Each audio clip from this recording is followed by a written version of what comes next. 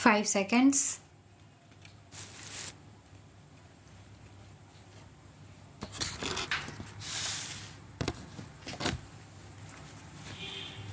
Sir, the question of any other government coming and spoiling the economy does not arise.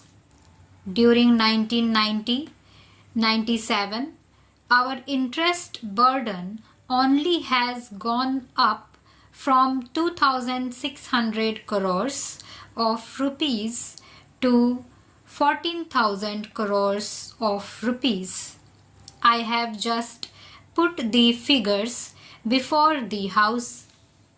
This burden will just go up, and a stage will come when, like Mexico and Brazil, our currency will cease to have any meaning. We are going to a stage which is very dangerous. Future generations will not excuse us. It is like a family. If the father squanders away all the money, the children will not excuse him. It is like this.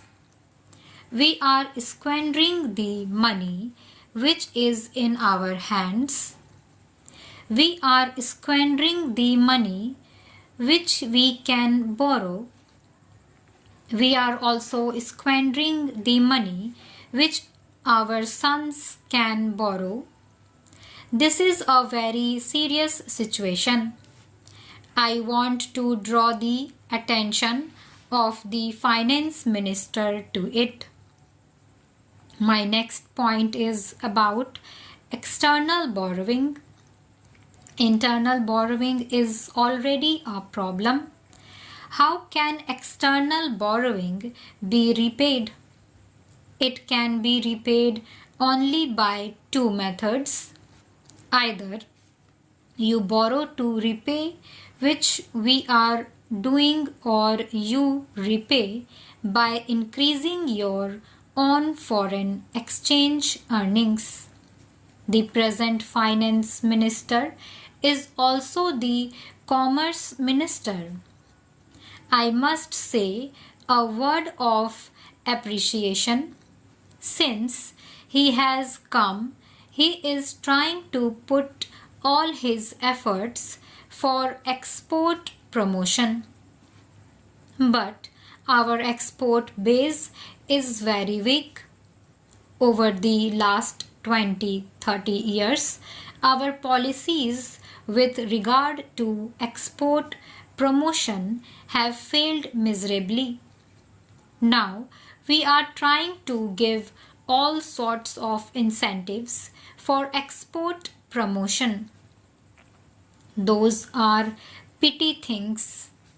When you give some concessions to trade or commerce, the Chamber of Commerce and Industry says that this should be 10% less or more.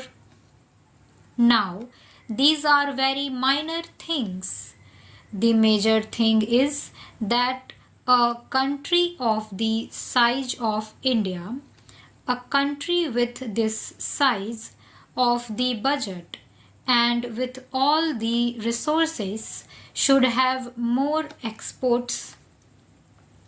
We never tired of saying that we have the third largest body of intellectuals in the world of scientific and intelligent manpower.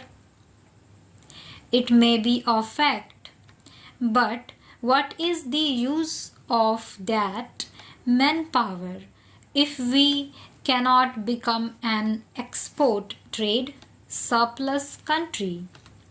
Small countries like Korea and Singapore have increased their exports tremendously.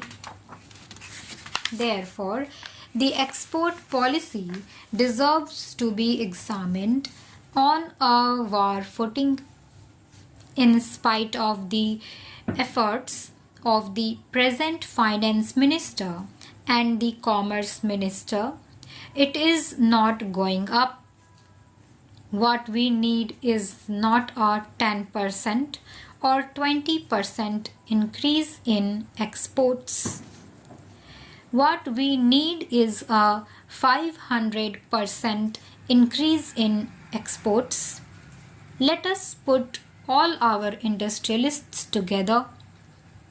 Let us call a meeting.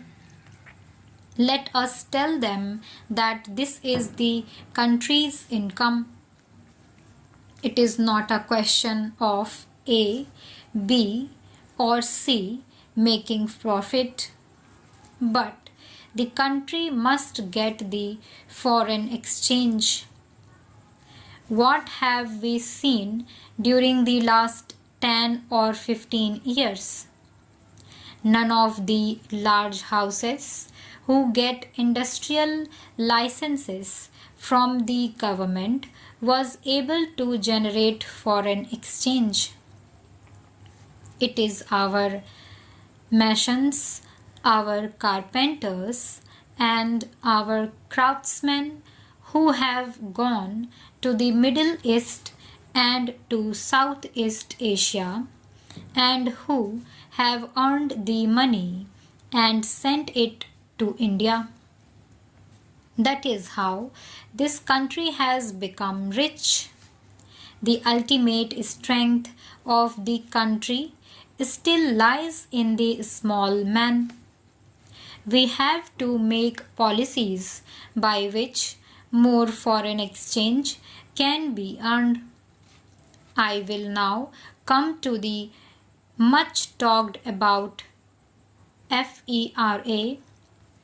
We hear of it only when some industrialist is arrested for a violation of Foreign Exchange Regulation Act.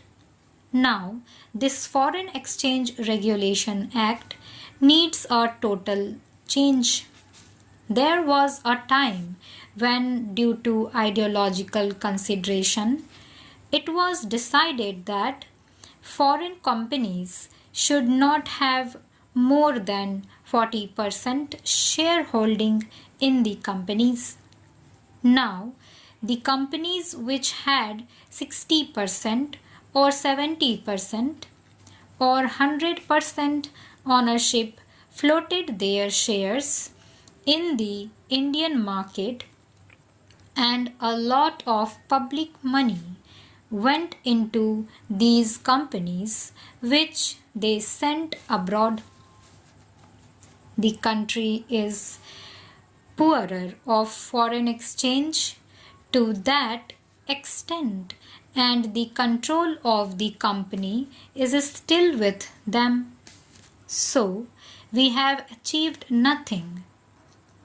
The Foreign Exchange Regulation Act has totally failed. As some members said, you come out with the news of making a haul of heroin or some other drugs every 15 days, or so you come out with the news that so many crores of illegal foreign exchange has been seized. Obviously, we are operating on an artificial exchange rate. Till the artificial exchange rates exist, the exchange racket will exist. No doubt, the enforcement machinery is there. We should give all encouragement to the enforcement machinery. The ultimate solution to foreign exchange, the ultimate solution to exports lies elsewhere. It lies in the fiscal policies of the government.